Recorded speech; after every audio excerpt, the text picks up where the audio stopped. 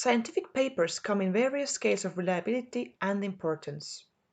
Even though Google Scholar offers mostly reliable and oftentimes peer-reviewed results, it is still necessary to critically assess text reliability. In this video, I'll explain how to do this. First, there are citations. The number of citations is seen under the result entry as a blue text cited by. When clicked on, you are directed to a new window which portrays all the papers that have cited our previous text. If a paper has many citations, it has more scientific importance, and therefore many journals have considered it valuable. At the same time, if a newly published paper doesn't have many citations, it doesn't necessarily lower its reliability and vice versa. A volume of citations doesn't grant instant reliability. If a book or a paper has been published a long time ago or it lacks a date, it must be reviewed and updated. To get the newest publications, set the date filter to more recent years. Among all research papers, meta-analysis and systematic reviews are the most reliable as they gather all previous literature and publish data and analyze them or use statistical methods to answer research questions.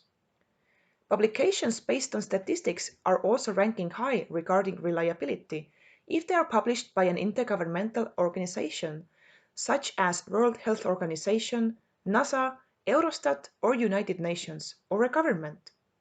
These kinds of websites usually end with a .gov domain or with the publishing country's domain. In case of the EU, it is .eu. It is especially important to evaluate if the country providing data is a democratic one with free elections, as non-democratic countries tend to manipulate with their statistical data. Journals of popular science and internationally acclaimed encyclopedias are usually reliable if they have listed sources they used and if those sources are peer-reviewed. Last but not least, there is the background of an author. Are they really a scientist or a critically explained expert in their field? Can you find them in some science information system?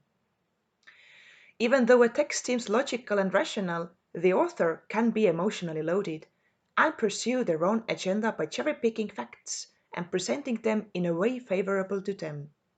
If the paper is sponsored, for example by a corporation or a party, it has to be investigated whether they had an influence on its content. If the sponsor is an international organization, like the EU Solidarity Fund, then it is confirmed that they are the least biased and their aim is to inform the public. Posts on social media, articles in lifestyle magazines, and media owned and controlled by single parties are not as reliable as they lacked fact-checking. The only reliable examples are big international newspapers and magazines, which use fact-checking and where internationally acclaimed experts write the articles.